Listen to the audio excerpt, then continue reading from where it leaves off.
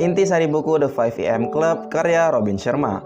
Robin berkata, jika kamu ingin menjadi top 5% orang hebat di dunia, maka kamu harus ngelakuin 3 hal ini. Pertama, bangunlah lebih awal. Jam 5 pagi adalah waktu produktif untuk ngelakuin pekerjaan penting tanpa gangguan. Menurut Robin, dengan memulai pagi hari yang benar, maka akan terasa efek positifnya di sepanjang hari. Kedua, kembangkan 4 hal ini, yaitu mindset atau pola pikir, health set dan soul set yang merupakan kesehatan jiwa dan raga, serta heart set yang berarti kesehatan emosional. Di dalam bukunya, Robin selalu mengingatkan untuk jangan memegang HP dan berkomunikasi dengan keluarga sebelum tidur. Ketiga, 20-20-20 formula. Robin menjelaskan kalau kalian bisa ngelakuin 3 kegiatan ini selama 20 menit di pagi hari, yaitu 20 menit pertama untuk olahraga, 20 menit kedua untuk menulis jurnal harian, dan 20 menit ketiga untuk pengembangan diri seperti membaca buku. Intisari buku Mindset karya Carol Dweck. Setiap orang punya caranya sendiri dalam menghadapi kegagalan. Buku ini membahas soal kemampuan mindset atau pola pikir. Pertama, fixed mindset versus growth mindset. Dalam bukunya, Carol menjelaskan bahwa ada 2 jenis pola pikir. Fixed mindset adalah orang yang percaya kalau bakat dan keahlian adalah sesuatu yang tidak bisa diubah. Sedangkan growth mindset berpikir sebaliknya. 2 hal tersebut bisa dikembangkan melalui waktu dan usaha. Kedua, mindset ketika gagal. Ada perbedaan besar bagi fixed mindset dan growth mindset dalam menghadapi tantangan hidup. Fixed mindset berpikir kalau kegagalan disebabkan oleh kurangnya kemampuan. Sedangkan growth mindset sebaliknya. Mereka terbuka dengan kegagalan dan mencobanya lagi. Ketiga, mindset bisa dibentuk dan diubah. Tidak masalah kalau kamu sekarang berada di kondisi fixed mindset, tapi inilah saatnya untuk kamu berlatih growth mindsetmu dan percaya kalau semua bisa berubah. Karena pada dasarnya setiap orang terlahir dengan rasa penasaran yang tinggi. Tertarik untuk beli bukunya? Langsung aja check out di link yang udah tersedia. Intisari buku Money Master the Game karya Tony Robbins. Mayoritas para investor punya skill dalam mengelola keuangan mereka. Buku ini membahas bagaimana caranya agar kamu dapat menguasai uangmu sendiri. Pertama, jangan remehkan efek compounding. Efek compounding adalah istilah untuk sebuah aset yang harganya naik seiring waktu. Sebisa mungkin, sisihkan 10% uang dari penghasilanmu untuk masuk ke tabungan atau investasi. Semakin banyak uang yang ditambahkan, semakin besar juga imbal baliknya. Kedua, target kebebasan finansial yang realistis. Kebebasan finansial adalah sebuah keadaan yang memungkinkanmu untuk dapat uang tanpa harus bekerja. Tony menjelaskan kalau kamu bisa hidup santai sepenuhnya hanya dari keuntungan investasi. Ketiga, sistem keranjang 3 investasi. Di bukunya Tony ngasih tahu kalau ada 3 investasi yang bisa kamu lakukan, yaitu investasi keamanan yang hasilnya tidak banyak namun minim resiko, investasi pertumbuhan yang hasilnya fluktuatif tapi sangat beresiko, serta investasi kesenangan duniawi. Tertarik untuk beli bukunya? Langsung aja check out di link yang udah tersedia. Intisari buku Who Moved My Cheese karya Spencer Johnson. Banyak cara pandang yang berbeda dalam melihat kebahagiaan. Buku ini membahas pentingnya sebuah perubahan agar tetap relevan. Pertama, perubahan adalah hal yang pasti. Dunia akan terus berubah dan semakin maju. Kamu akan tertinggal jika tidak mengikuti perubahannya. Walaupun berat, tapi perubahan adalah hal yang tidak bisa ditawar dan harus dilakukan meskipun itu sulit. Kedua, adaptasi perubahan dengan cepat. Semakin cepat kamu melakukan perubahan, semakin tinggi kamu akan mendapatkan peluang yang baru.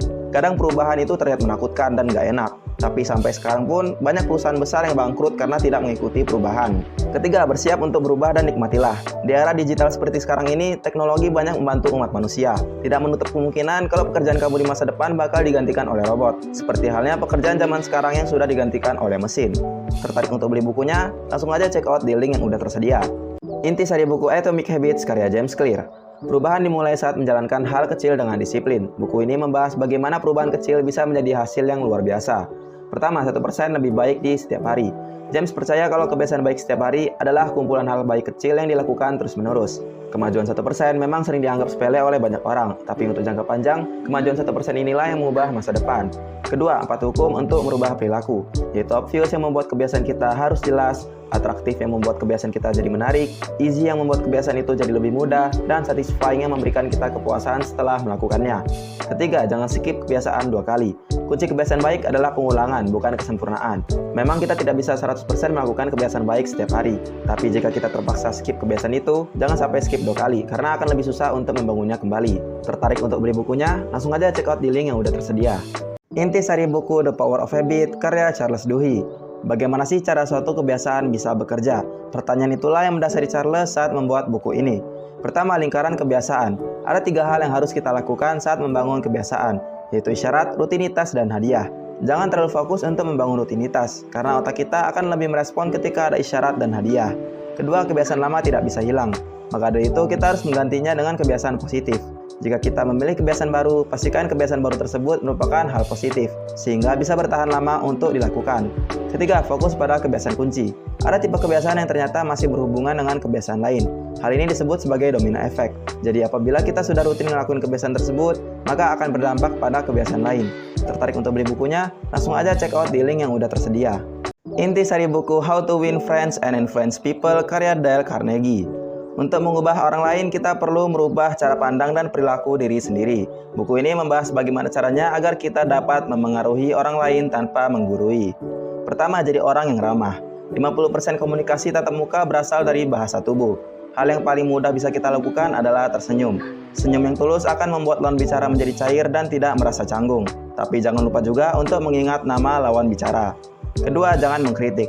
Cara paling mudah untuk memenangkan sebuah argumen adalah menghindarinya. Sebagus apapun argumen yang kita punya, kita tetap harus menghargai pendapat orang lain. Karena argumen hanya akan membuat lawan bicara menjadi defensif. Ketiga, memengaruhi orang lain tanpa tersinggung. Seorang pemimpin mampu memengaruhi orang lain dengan cara positif. Ketika kita ingin membicarakan kesalahan orang lain, mulailah dengan menceritakan kesalahan diri sendiri. Hal ini bertujuan untuk menjaga muka lawan bicara. Tertarik untuk beli bukunya? Langsung aja check out di link yang udah tersedia.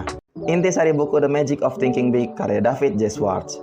Untuk bisa meraih hal besar, kita harus berani bermimpi besar. Buku ini mengajarkan kita untuk terbiasa berpikir dan berperilaku dalam meraih kesuksesan.